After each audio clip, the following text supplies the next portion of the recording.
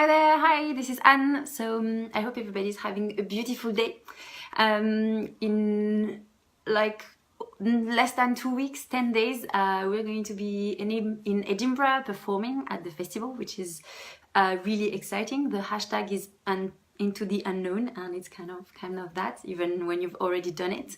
And it's really cool. We're going to be performing 2 plays, one that I co-wrote and co-performed with my amazing sister, and the other one that is my first ever one-woman play.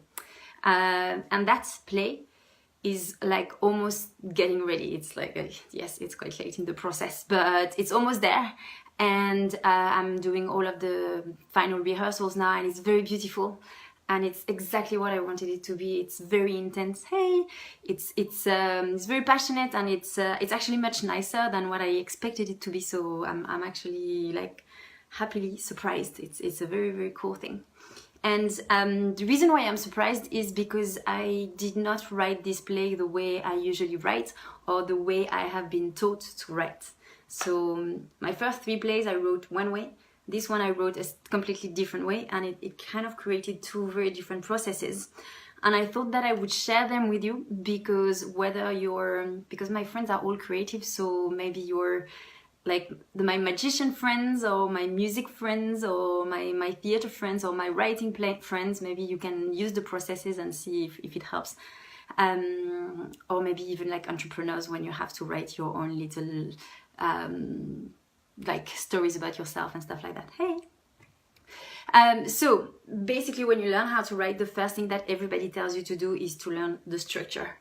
And the structure of a play is kind of like the technique of a dance. So when you are dancing tango, for example, you go to class, you learn the technique. When you know the technique, then you can improvise, and then you have the freedom to express yourself and express the music. But you can't dance if you don't have the base as the technique. And it's the same in writing. You can't really find your freedom, or you can, but it's not really going to really work out well if you don't have the structure of a story. And it's been like, there's books and books and books about it, and it's been proven over and over again that all of the stories that we love kind of follow the same pattern, from the Greek mythology, the Greek myth, to today's stories. So to the boy and any type of story, the more like serious French cinema, to the boy meets girls movies in the US. There's a hero in a commonwealth, there's a call to action, the hero says no, then there's a mentor pushing them, inviting them to keep going, hello Benoit, and so forth and so forth, and there are the tests and the lies, and it's always the same structure. And sometimes if you speak with screenwriters in Hollywood, they will tell you page 43 of your script is when you have this, page 53 is when you have that. You can check a very good book on this, which is called Nobody Wants to Read Your Shit by Steven Pressfield. It's amazing, it details everything. And for the Star Wars fans, the reason why Star Wars was so successful is because it's George Lucas, right? He followed the structure to the letter. So what I did as a very good student, because that's what I've always been taught to do, is I took the books and I studied the structure, and I wrote all of my stories as the structure. And it works amazingly. It's like dancing, learning how to dance tango. You learn the technique, and then you can express yourself and have a lot of fun and get challenged and all of these good things. So that's the first thing. And then last year, when I was speaking about writing my new play, this one-woman show with singing and stuff, I was speaking to a woman who told me, no, don't start with the structure, only start by writing stories that you want to tell, songs that you want to sing, and stories that you want to tell, and then you will see everything will get together. And I was really dubious at first, but I also didn't want to go through the whole like structure process, and so I did it. And I wrote my stories and stuff, and little by little, I believe it's also because I had the structure in the back of my mind. I had worked on structure so much, I had the technique.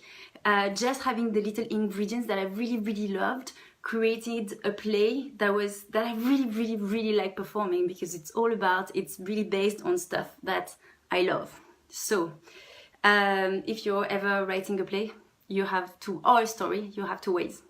Either you just like take a book on structure and follow your structure word by word. If you believe my sister Sophie, she will tell you this is the way to do, and she will make sure you stick to the structure. Or you can also decide, these are the beautiful ingredients that I want to have in my play or in my show or in my story or in the thing that I want to bring to life, and I'm going to find a way where they fit together and intuitively it's going to work. Yes, so that's my tip for you today if you're a creative who wants to start writing. And if you're not a creative who wants to start writing, but somebody who wants to be entertained and have a lot of fun and see a lot of amazing arts, you can come to the Edinburgh Festival, which is starting in a week and a half in August. So it's in Scotland for you French people who are maybe confused by my accent. And it's amazing. There's amazing shows, 4,000 shows a day. And there's also us. So Behind Our Skin and A Voice, two shows a day. And if you do come, watch us, and especially give us a hug, and let's have drinks afterwards. Bye, see you soon. Speak next week. Have a beautiful, beautiful day.